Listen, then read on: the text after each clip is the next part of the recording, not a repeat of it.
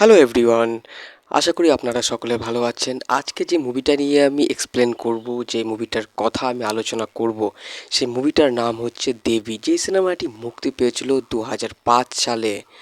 এই সিনেমাটা পরিচালনা করেছিলেন স্বপন সাহা আর সঙ্গীত দিয়েছিলেন অশোক ভদ্র। এই সিনেমাটির বাজেট ও বক্স অফিস কালেকশন নিয়ে আমি কোনো তথ্য জোগাড় করতে পারিনি, তবে এইটুকু বলতে পারি এই সিনেমাটার গল্পটা অনেকটা ডিফারেন্ট, অনেকটা আলাদা। তো ফ্যামিলি ইমোশনাল সিনেমা আপনারা অনেকে দেখেছেন, হয়তো এই সিনেমাটাও দেখেছেন। যে এই সিনেমাটা দেখেননি, শেষে আমার এই সিনেমার গল্পটা শুনুন, হয়তো আপনাদের অনেকটা ভালো লাগবে। তো আমি গল্প অবশ্যই বলবো, তার আগে সিনেমার কিছু তথ্য আপনাদের কাছে শেয়ার করতে চাই।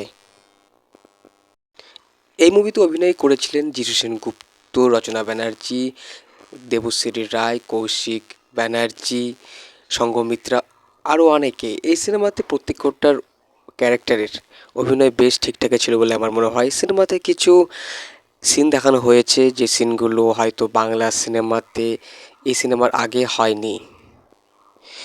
কিছু কম্পিউটারের গ্রাফিক্সের সিন দেখানো হয়েছে, সিনগুলো বেশ ভালোই লাগছিল, মনে হচ্ছিল সাউথ ইন্ডিয়ান মুভির দৃশ্য। এই মুভিটা প্রডিউসড করেছিল মুকুল সরকার। তো চলুন এবার সিনেমার গল্পটা আপনারা দেখে নিন। মুভির গল্পে দেখা যায় একটা সাধারণ মেয়ে যার নাম জবা। সে মা কালীকে ভালোবাসে এবং মা কালীর পুজোর ব্যাপারে সে থাকে। তো সেই মেয়েটা কিন্তু অ্যাকচুয়ালি একটা অসহায় মেয়ে। সে কিন্তু গ্রামে থাকে, আর গ্রামে একটা পরিবার দেখা যায়, যেই পরিবারে থাকে কিছু মানুষজন, একটা মহিলা, তার স্বামী এবং তাদের কাছে একটি মেয়ে। তো সেই মেয়েটিকে একটা ছেলের সঙ্গে বিয়ে দিতে চায় সেই বাড়ির লোকজন। আর সেই ছেলেটা হচ্ছে যিশু সেনগুপ্ত। সে কিন্তু ডাক্তার। তো সে চলে আসে তার গ্রামে, এসে সেই জমা নামের মেয়েটিকে সে দেখতে পায়। তার সঙ্গে একটু অন্যরকম ব্যাপার চলছিল লোকজনের জন্য। তো সে ব্যাপারটা লক্ষ্য করে এবং তাদের কাছ থেকে সে তাকে উদ্ধার করে, দিয়ে সেই মেয়েটিকে সে পরে বিয়ে করে। আর সেই মেয়েটিকে বিয়ে করার জন্য সেই পরিবারের লোকজনরা কিন্তু তার উপরে অনেকটাই রেগে যায়। তার কারণ তারা চেয়েছিল যে ওই মেয়েটার সঙ্গে ওই ডাক্তারের, অর্থাৎ সে ছেলেটার সঙ্গে বিয়ে হোক। কিন্তু সেই ছেলেটা তো বিয়ে করে নিয়েছে গ্রামের একটা অসহায় মেয়েকে। তো মেয়ে খুশি সেই ছেলেকে পেয়ে, কিন্তু এই বিয়েতে সেই লোকজন কিন্তু খুশি না। এক দিয়ে পরে সে তার বউকে নিয়ে বাড়িতে থাকতে শুরু করে, আর সেই লোকজনও কিন্তু সে একই বাড়িতে থাকে। আর তারা কিন্তু মনে করে যে এই মেয়েটাকে এই বাড়ি থেকে তাড়াতে হবে, সেই ছেলেটার জীবন থেকে, অর্থাৎ যিশু সেনগুপ্তর জীবন থেকে এই মেয়েটাকে কিন্তু আলাদা করতে হবে। তো যিশু সেনগুপ্ত সে হচ্ছে ডাক্তার, এবং সে কিন্তু বাইরে চলে যাবে এবং তার বউকেও সঙ্গে করে নিয়ে যেতে চায়। তো দুজনের পাসপোর্ট থাকে ঘরের মধ্যে, আর একটি পাসপোর্ট সেই বাড়ির লোকজন কিন্তু সরিয়ে দেয়। তারা কিন্তু তাকে যেতে দেবে না, তার উপর অত্যাচার করে তাকে কষ্ট দিয়ে তাকে ওই বাড়ি থেকে, তার জীবন থেকে বের করে দেবে, এই তাদের প্ল্যান থাকে। তো পাসপোর্ট একটা পায় না, আর যিশু সেনগুপ্ত মানে সে জবার স্বামী, সে কিন্তু তার বউকে ছেড়ে একা একাই চলে যায় এবং সেই মেয়েটি থাকে বাড়িতে তাদের সঙ্গে। দিয়ে সেই বাড়ির লোকজন কিন্তু তার উপরে অত্যাচার করতে থাকে, খুবই অত্যাচার।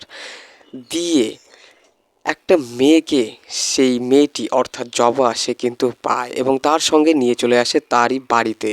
আর সেই মেয়েটি আর কেউ না, সে হচ্ছে সেই মন্দিরের কালী, অর্থাৎ দেবী। তো সেই মেয়েটি কিন্তু একটি বাচ্চা মেয়ের রূপে আসে, আর সেই মেয়েটি কিন্তু তাদের হাত থেকে সেই জবাকে, অর্থাৎ রচনা ব্যানার্জিকে কিন্তু বাঁচানোর চেষ্টা করে, আর সে বাঁচিয়েও তোলে বারবার। যিশু সেনগুপ্ত সে বাড়ি ফিরে আসে, আর ফিরে এসে সেই মেয়েটিকে সে কিন্তু বের করে দেয়, যে মেয়েটিকে রচনা ব্যানার্জি নিয়ে এসেছিল। তো দিয়ে রচনা ব্যানার্জি কিন্তু সেই মেয়েটার জন্য দুঃখ প্রকাশ করে। ওই বাড়িতে যেই মহিলা থাকে তার একটা ভাই সে আসে সেই বাড়িতে, দিয়ে সেই লোকটা কিন্তু জাদু করতে পারে। সেই লোকটা হচ্ছে কৌশিক ব্যানার্জি।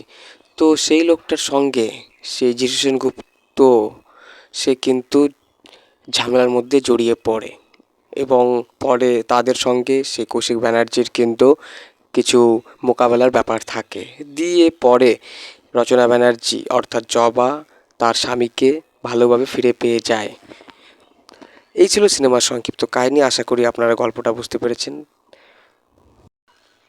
এই মুভিটা পরিচালনা করেছিলেন স্বপন সাহা। স্বপন সাহা হচ্ছে একজন ভালো পুরনো ডিরেক্টর, যার সিনেমা কিন্তু বেশিরভাগই আমার মনে হয় সুপারহিট হয়েছিল। তো এই সিনেমাতে প্রত্যেকটা ক্যারেক্টারের অভিনয় ঠিকঠাক ছিল বলে আমার মনে হয়। এই সিনেমাতে রচনা ব্যানার্জির কিছু